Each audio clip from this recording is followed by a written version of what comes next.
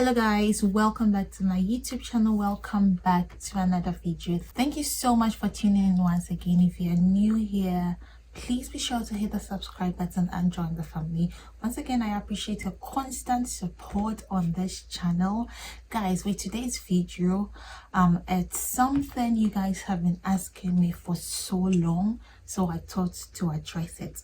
The information provided in this video is not only applicable to only international students, people who are coming to Canada on the basis of like permanent residents could also use this information for your perusal. So please go ahead and hit the like button, and then let's get right into the video.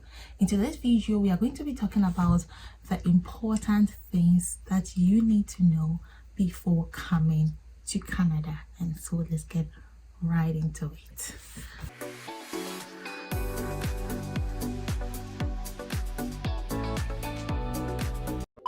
The first thing I want to talk about is the weather. In Canada, there is 4 seasons: winter, spring and autumn. And so when you're coming to Canada, please make sure you check the weather before coming, because probably the way you have dressed might not suit the weather here, and then you come and then you might feel so cold. So please make sure you check the weather of the province with which you are locating into. Now, talking about weather specifically for winter, because I'm making this video in the winter season, and so I think it's right I address those coming in the winter. Please try as much as possible to wear warm clothes, because it's really cold here. So bring something warm, bring clothes that can make you feel warm. One thing about Canada is the weather changes swiftly, and so 1 minute is -20 and the next minute is -40. The next minute it gets to -10, and I mean the weather changes just anyhow. Someone says the Canadian weather has bipolar. Yeah, that's just by the way. So please make sure you have your warm clothes with you when you're coming in the winter. When you're coming to Canada, you need to bring your driver's license. It's important to bring your driver's license because the way Canada is cold, sometimes you might not want to wait for the bus and stand outside for probably 5 minutes before the bus comes, or you just be waiting for the bus only for you to realize only for you to realize the bus has been delayed and you need to be standing out in the cold for some time. And so if you can drive, I encourage you to bring your driver's license, because it's really going to help you. From the research I've made, I found out that in some provinces you can be able to use your home country's driver's license for a year or probably 2, and some other province would also require you to just use it for 5 to 3 months. So please just go online and do your research about that. It's important to bring your driver's license. It's important to have all your documents with you. You do not say, oh, because I'm leaving my country, I'm leaving everything behind. No, you don't get to leave everything behind. You bring all your important documents, like your best sets, like definitely you're going to be bringing your passport, like your best set, your ID, your school transcript, like any little or important detail or information that you would need that has been documented. Please take them along with you. Don't say because you're leaving your bank cards, please bring them with you, because it will be very important.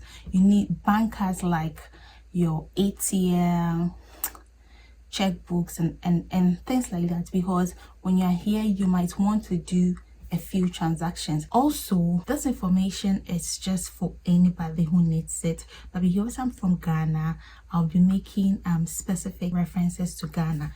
And so recently I just wanted to do some transactions, and I didn't want to use the amount in my Canadian bank account, and so I wanted to transfer money from my Ghana bank account to someone in Ghana. And so I still had the mobile banking the mobile banking app on my phone, and so I just used my Canadian bank account. And so the fact that you're coming here doesn't mean you have to close all your bank accounts, you need to leave your ATMs and things like that.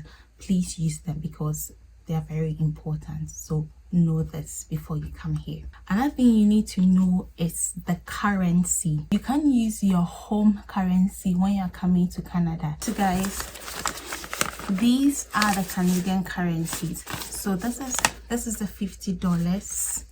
You guys can see $50, and this is the $100, and then we have the $5 and the $20. And so you would need these currencies to be able to perform transactions in Canada, especially when you don't have your bank account set up. And so when you're coming to Canada, please make sure you exchange your home country's currency into your Canadian currency. If you're unable to do that, that's fine. You could do that at the airport, but I learned the exchange rates in the airport could be really ridiculous, and so try as much as possible to do that. If you don't have access to a Canadian currency, or if your country barely has Canadian currencies, you could also bring US dollars into Canada. I brought US dollars in here, and then I got to change them into Canadian dollars. So that is really fine. It's very important you do that because you might want to purchase something at the airport, or you might see something that you want, and because you don't have the currency, you might not be able to make any kind of purchase that you would want. Probably if your debit card has international recognition, you could just go ahead and use it as well. The next thing I want to talk about is the languages in Canada. In Canada, the official language is two. We have French and English. So if you're coming to Canada and you think, oh my god, everyone speaks French in Canada, I can't speak French. No, the official language is French and English. And so if you don't know how to speak English, that's fine, you could speak French. If you don't know how to speak French, you could also speak English. And so you notice that most of the official documentations are being written in English and also French, so either way it's just fine. In other parts of like Canada, such as like Quebec, and I don't know if I mentioned it well, but Quebec, Montreal, they are really known of speaking French. And so if you're going to any of those provinces, please make sure that you are aware, or you are really familiar with the speaking of French, so that you could get comfortable. Okay, now the next thing you need to know are the taxes. When people say taxes in Canada, I'm like, what exactly is the taxes in Canada? Because where I come from in Ghana, I know after you've been paid every month, that's when your tax gets deducted from your monthly income. Normally in Ghana we say, oh, I'm paying tax, indirect tax. No, in Ghana we don't get to feel the impact of indirect tax. When you come to Canada, that's when you know, oh my god, the taxes could be really outrageous. Recently I ordered KFC and it says 3 pieces of chicken, 1 medium individual fries, and a can of Coke. Then it's $13. I'm like, okay, wow, this is really cool, I can get it. And then I finish ordering everything, and then it comes as $23. I'm like, wait, hold up, are you kidding me? $23. So the tax alone is $10. What? Which is almost close to the food I can get, like almost close to twice of that. Really. So if you come to Canada and you're buying something online, the fact that you see something as $100 or $199 doesn't mean you're going to have it exactly $199. It's going to come with extra tax or charges. So please take keen note of that. I didn't actually know why it cost $23. Probably I might not have got it, but I think later on a different day I tried ordering KFC, and I was just curious, why is this task so huge? It's crazy. Then I was like, okay, let me just go through it, and I realized, oh, okay, I am tipping the delivery guy $3. Maybe to you it might be fine to tip a delivery guy $3, but like, I'm like, I ain't got such money to be tipping anyone $3. I mean, I can do that, but not now. I just came to Canada. I can't be giving out money. Do you get me? So I was like, okay, no. So I checked it again the next time I was ordering, and then I decided to change the tip to just $1, because I mean, I could have made it 0, right? I was at least generous and I made it $1, so that's good. So please make sure you check the tax, because everything comes with tax in Canada. Also, one exciting thing about Canada is the fact that there's Wi-Fi, free Wi-Fi everywhere you go.